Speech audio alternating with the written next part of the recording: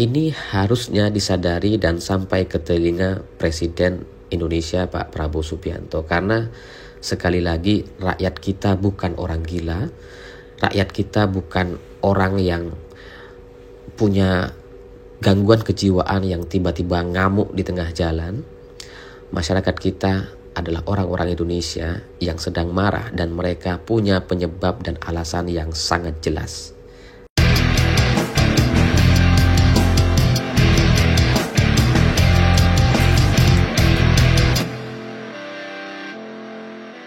Selamat malam semuanya.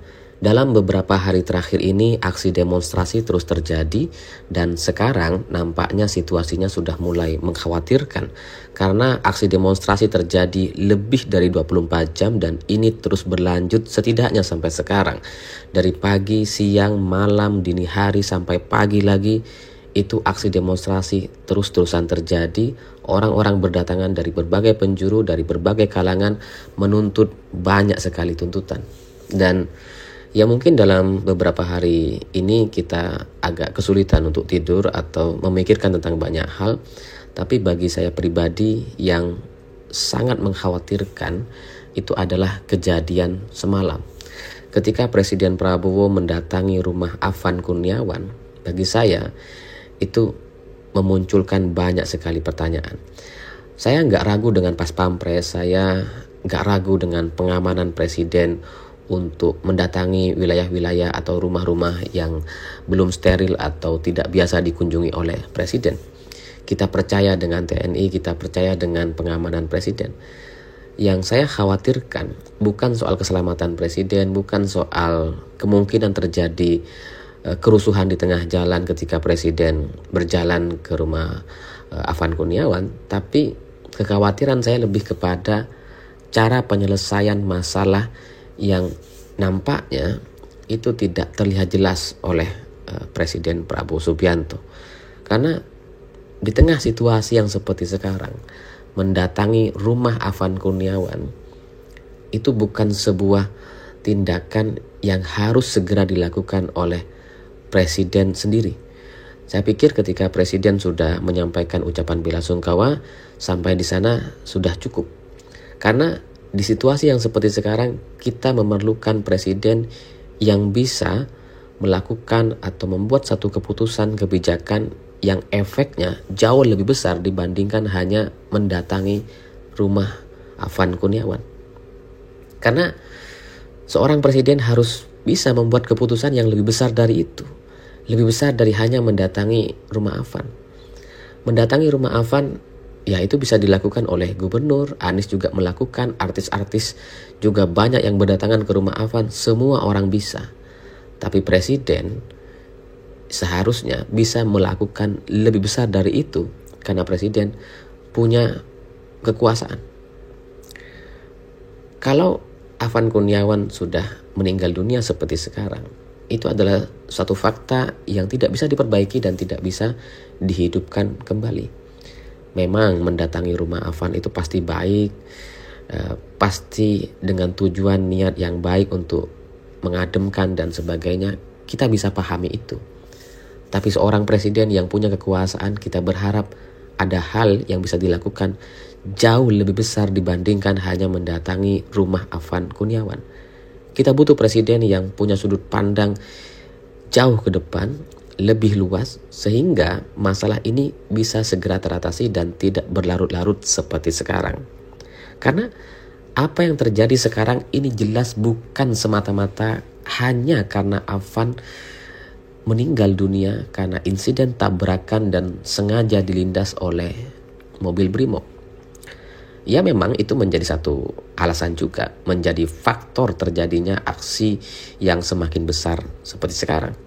Tapi kembali lagi, itu menjadi salah satu faktor dan semacam pemantik untuk kemudian memunculkan alasan dan menggerakkan orang untuk ikut turun ke jalan. Tapi lebih dari itu semua, masalah yang terjadi hari ini itu jelas bukan hanya soal Afan Kurniawan. Karena kalau ini hanya soal Afan Kurniawan, maka beasiswa, pemberian bantuan, menjamin kehidupan keluarganya dan sebagainya, ya yaitu mungkin bisa akan menyelesaikan permasalahan. Dengan presiden datang ke rumah Afan Kurniawan, mungkin itu akan cukup meredakan. Tapi masalahnya itu tidak selesai. Dan faktanya hari ini sampai dini hari tadi, aksi demonstrasi masih terus terjadi. Jadi pagi ini atau dini hari ini, saya berpikir seandainya saya adalah pendukung Presiden Prabowo, atau seandainya saya punya akses komunikasi seperti yang dulu pernah saya miliki kepada presiden sebelumnya, maka kira-kira analisa ini yang akan saya sampaikan atau pendapat ini yang akan saya utarakan. Jadi Bapak Presiden Prabowo Subianto yang sama-sama kita hormati, rakyat hari ini marah itu bukan cuma karena Afan Kurniawan. Ini bukan cuma masalah ojek online yang ditabrak anggota BRIMOB. Dan kemarahan hari ini kalau kita bisa melihat, itu tidak hanya terjadi di Jakarta. Ini terjadi di berbagai kota, di Surabaya, Semarang, Solo, Jogja, Bandung, bahkan di Makassar. Itu sudah menimbulkan 3 orang meninggal dunia dari Satpol PP dan orang-orang yang menjaga gedung DPRD. 3 orang meninggal dunia karena gedung DPRD-nya dibakar. Dan apa yang terjadi hari ini itu nggak tiba-tiba. Apa yang membuat masyarakat murka dan melakukan aksi besar di berbagai kota, itu jelas tidak mungkin hanya karena 1 orang Afan Kurniawan yang meninggal dunia. Ia menjadi sebagai pemantik, iya, tapi pasti bukan satu-satunya faktor yang membuat gerakan ini begitu masif di berbagai kota.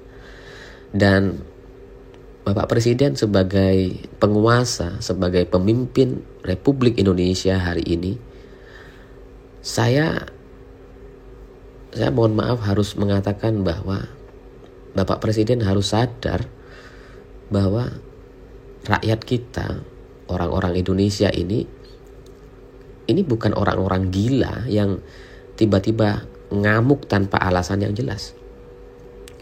Mereka bukan orang-orang yang kekurangan kerjaan atau nggak ada kegiatan sampai kemudian meluangkan waktu berhari-hari untuk menyampaikan kemarahan.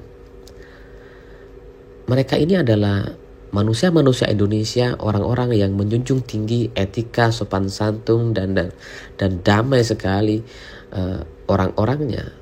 Tapi pertanyaannya, kenapa kemudian ini terjadi sekarang? Kenapa orang-orang Indonesia yang damai, sopan santun, gotong royong itu marah dan murka di berbagai kota? Maka ketika ini terjadi, kita seharusnya bisa memahami dan mempelajari, mempertanyakan sebenarnya ini ada apa? Kenapa mereka marah? Mereka bukan orang gila. Mereka punya alasan.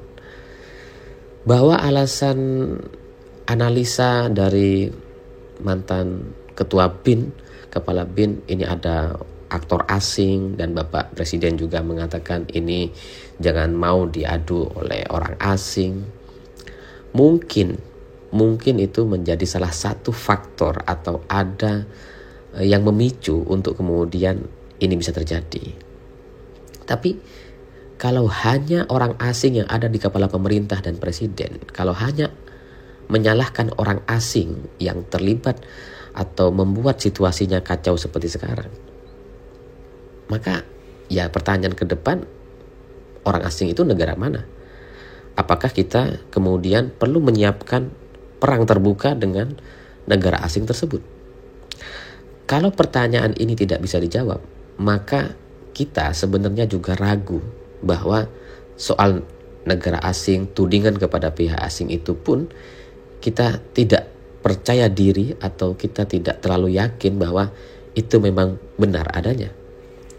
Dan daripada kita hanya menyalahkan orang asing, orang lain yang lebih mudah untuk dilakukan tapi tidak bisa menyelesaikan permasalahan, kenapa tidak melakukan sebuah introspeksi, sebuah perenungan untuk memperbaiki diri dan melihat ini semua sebagai sebuah permasalahan internal kita, Karena orang-orang yang melakukan aksi demonstrasi itu dan memunculkan kemarahan di berbagai kota, itu adalah orang-orang Indonesia.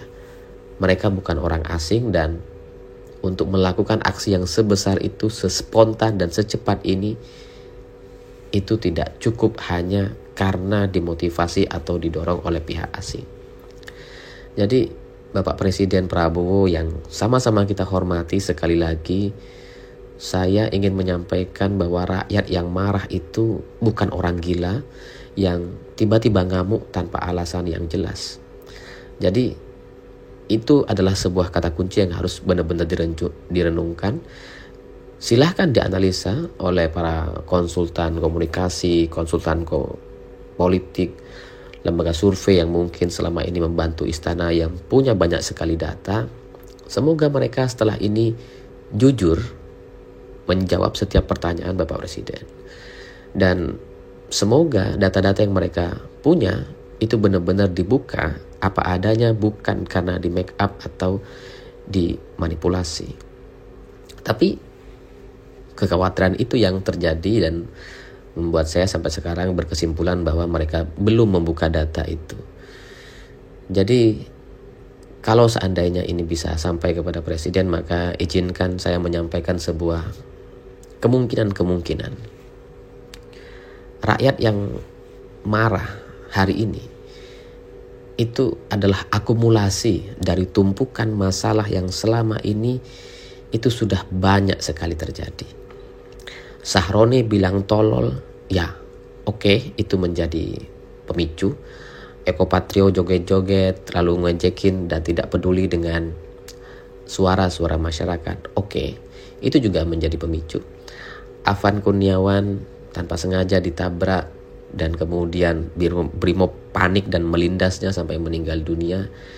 Iya, itu kemudian menjadi pemicu dan membuat driver ojek online yang lain juga ikut menyampaikan aksi protes yang lebih besar dari sebelumnya.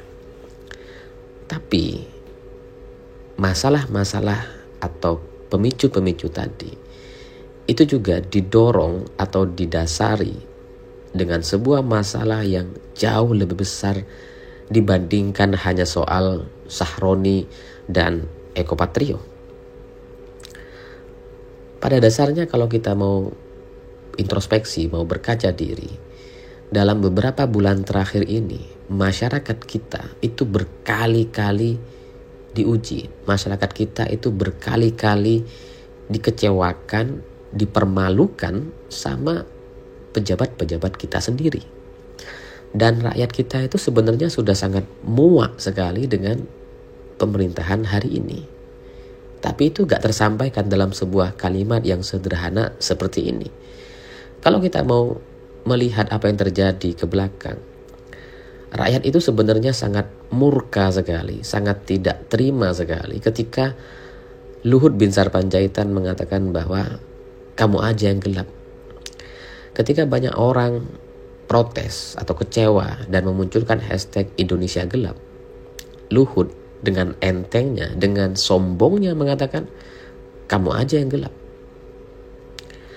Ketika ada hashtag kabur aja dulu yang merupakan bentuk kekecewaan juga kepada pemerintah waktu itu, yang disampaikan oleh pejabat kita atau wakil menteri kita, Noel, waktu itu wakil menteri, dia bilang ya nggak usah balik aja sekalian. Bayangkan masyarakat yang marah, kecewa, menyampaikan sebuah aspirasi, malah diusir dari negaranya sendiri. Itu benar-benar sebuah pertunjukan komunikasi yang buruk sekali dari pemerintah, dan sayangnya tidak ada yang menegur Noel ataupun Luhut. Kita sudah mengingatkan, menegaskan bahwa itu adalah sebuah kesalahan, tapi para pejabat-pejabat kita tidak merasa bersalah dengan itu semua. Dan ketika daya beli masyarakat turun, ekonomi di bawah sedang kesusahan, banyak orang tidak bisa bayar kredit dan sebagainya, tiba-tiba data ekonomi dari pemerintah mengatakan bahwa ekonomi kita naik di atas 5%. Itu juga sangat menyakitkan, karena kesusahan masyarakat yang ada di bawah bahkan gak dianggap. seperti nggak ada.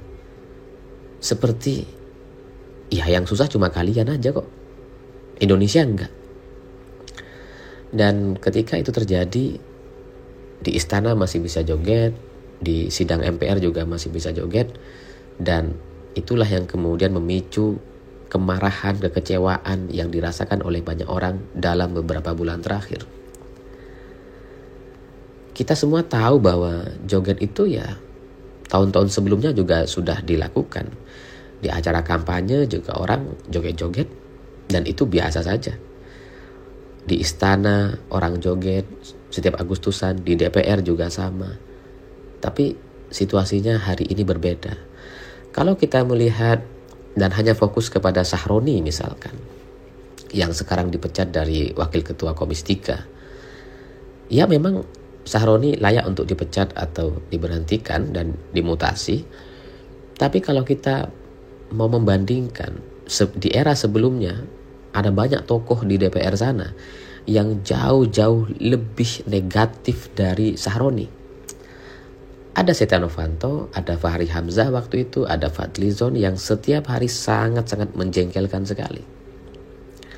Kalau kita hanya berpikir ini soal Afan Kurniawan yang meninggal dunia karena dilindas oleh mobil Brimob, sebelumnya ada banyak kejadian serupa yang juga melibatkan antara polisi dengan mahasiswa atau anak muda, yang itu tidak menimbulkan kemarahan seluar biasa sekarang. Di Semarang sana ada seorang anak SMA ditembak oleh polisi di tengah jalan di malam hari tanpa alasan yang jelas. Tapi kenapa kemarahannya tidak sebesar sekarang? Ya, jawabannya karena semua analisa yang saya sampaikan tadi. Karena mental, pikiran masyarakat hari ini gak sama. Daya beli masyarakat sedang turun, dan orang sedang susah cari kerja, tapi pemerintah dengan data-datanya, dengan kalimat-kalimat pejabatnya, seperti menutup semua fakta itu seolah-olah nggak ada masalah. Jadi ibaratnya rakyat itu sudah berkali-kali ngadu, tapi tidak didengar, dan kemudian ya ditertawakan. Seolah-olah yang susah ya cuma kalian, cuma kita. Indonesia enggak. Seolah-olah kita bukan bagian dari Indonesia. Jadi inilah analisa saya yang seharusnya itu disadari oleh semua pejabat hari ini. Dan ini harusnya disadari dan sampai ke telinga Presiden Indonesia Pak Prabowo Subianto. Karena sekali lagi rakyat kita bukan orang gila. Rakyat kita bukan orang yang punya gangguan kejiwaan yang tiba-tiba ngamuk di tengah jalan. Masyarakat kita adalah orang-orang Indonesia yang sedang marah, dan mereka punya penyebab dan alasan yang sangat jelas. Hanya mereka tidak bisa menyampaikannya dengan bahasa yang lengkap seperti yang saya sampaikan sebelumnya. Semoga pemerintah mau membuka mata dan melihat ini semua dengan jernih dalam sudut pandang damai dan untuk Indonesia kita bersama. Saya pada akhirnya bukan pemilih Presiden Prabowo Subianto di tahun 2024 lalu. Saya juga tidak pernah menjadi pendukung Pak Prabowo di tahun-tahun sebelumnya. Tapi bagaimanapun saya mencintai negeri ini, mencintai Indonesia, karena saya adalah WNI yang pada akhirnya saya ingin mendukung presiden yang sudah terpilih, dan sekarang itu adalah Presiden Prabowo Subianto. Semoga Bapak Prabowo bisa sampai selesai menjalankan amanah ini, dan semua permasalahan-permasalahan yang terjadi di negeri ini bisa segera diatasi. Saya pikir itu. Terima kasih sudah menonton.